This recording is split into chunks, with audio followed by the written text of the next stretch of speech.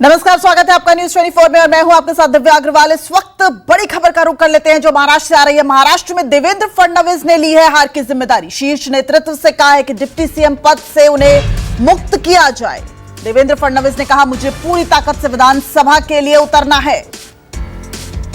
तो देवेंद्र फडणवीस ने चुनाव में हार की पूरी जिम्मेदारी ली है। महाराष्ट्र के डिप्टी सीएम देवेंद्र फडणवीस ने लोकसभा चुनाव में भाजपा का अच्छा प्रदर्शन न करने पाने की जिम्मेदारी ली है और इस्तीफे की पेशकश की है। इसकी वजह भी उन्होंने बताई है। उन्होंने कहा कि हमें महाविकास आघाड़ी की 3 पार्टियों के अलावा एक नैरेटिव से भी लड़ना पड़ा। देवेंद्र फडणवीस ने कहा कि मैं नेतृत्व से मांग करूंगा कि मुझे सरकार के कामकाज से मुक्त किया जाए। फडणवीस ने यह भी कहा, मैं भागने वाला आदमी नहीं हूं, इस हार की पूरी जिम्मेदारी लेता हूं। जनता के बीच जाएंगे और नए सिरे से काम भी करेंगे।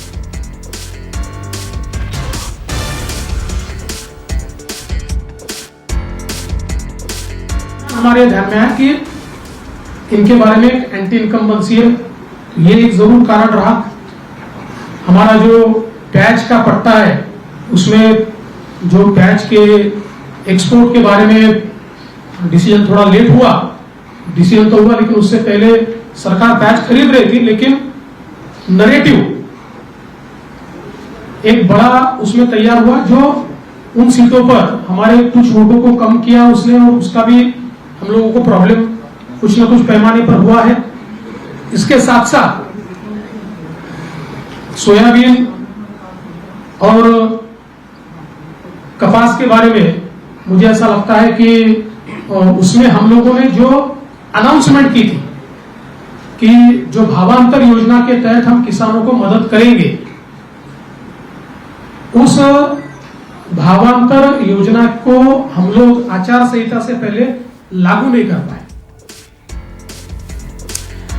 तो इस पूरी खबर पर हमारे साथ हमारे सहयोगी राहुल पांडे जुड़ गए हैं। राहुल, सीधा मैं आपका रुख करूंगी। राज्य में जो बीजेपी का प्रदर्शन रहा है वो जाहिर तौर पर बेहद निराशाजनक रहा है और अब उसके जो खामियाजा है वो एक के बाद एक सामने भी आने लगा है। ये जो हार की जिम्मेदारी लेते हुए इस्तीफे की पेशकश की है देवेंद्र फडणवीस ने, लेकिन 2019 के मुकाबले अगर राहुल देखें कि प्रदर्शन जो है बेहद खराब रहा। अब आगे और क्या क्या नजर आ सकता है?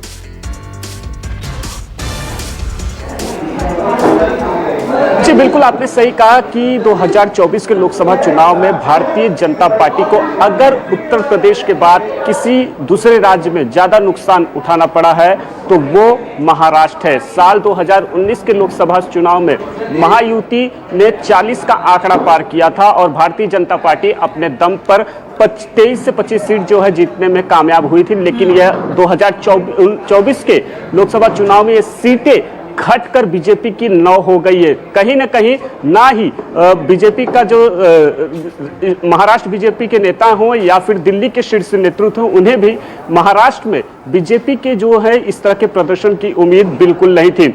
आज इस पर 2 घंटे तक बीजेपी के नेताओं की बैठक चली है प्रदेश मुख्यालय पे और कहां पार्टी से गलती हुई है इस पर मंथन हुआ है और उसके बाद प्रेस कॉन्फ्रेंस लिया फडणवीस ने और सीधे सीधे उन्होंने पार्टी के शीर्ष नेतृत्व से अपील की है कि महाराष्ट्र सरकार में उन्हें उप मुख्यमंत्री पद से मुक्त किया जाए ताकि आने वाले 2-4 महीने में जो महाराष्ट्र में विधानसभा के चुनाव हैं उसके लिए पार्टी जो है वो काम करे। फडणवीस ने कहा है कि विपक्ष लगातार नैरेटिव सेट कर रहा था, संविधान बदलने की बात हो या फिर किसानों का मुद्दा हो, कहीं ना कहीं महाराष्ट्र में भारतीय जनता पार्टी इस नैरेटिव को रोकने में नाकामयाब हुई है। इसके अलावा फडणवीस ने एक बात और कही है कि महायुति में चाहे वो एकनाथ शिंदे की शिवसेना हो या फिर एनसीपी, कई ऐसे सीटों पर जो है तीनों दलों के अंदर समन्वय की कमी थी और ये जानकारी फडणवीस ने खुद दी है। उन्होंने कहा है कि अब राहुल ये बताइए कि एनडीए का जो आंकड़ा था महाराष्ट्र से,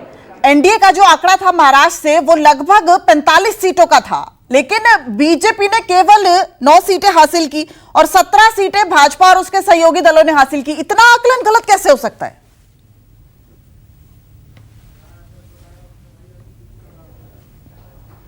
जी निश्चित तौर पर साल 2019 के मुकाबले जो है भारतीय जनता पार्टी के नेतृत्व वाली जो महायुति है उसे 2024 में नुकसान जो है वो उठाना पड़ा है। सीधे जो है सीट घटकर आधे से कम हो गई है और कहीं ना कहीं एक जिस सहानुभूति लहर की बात जो है वो कही जा रही थी उद्धव ठाकरे के प्रति, शरद पवार के प्रति, क्योंकि हमने देखा कि किस तरह से पिछले 2 सालों के अंदर 2 बड़ी पार्टियों को जो है तोड़ा गया है और तोड़कर अपने पास शामिल किया गया। कहीं ना कहीं महाराष्ट्र में जो है दोनों नेताओं के प्रति जो है सहानुभूति वो देखने को मिल रही थी।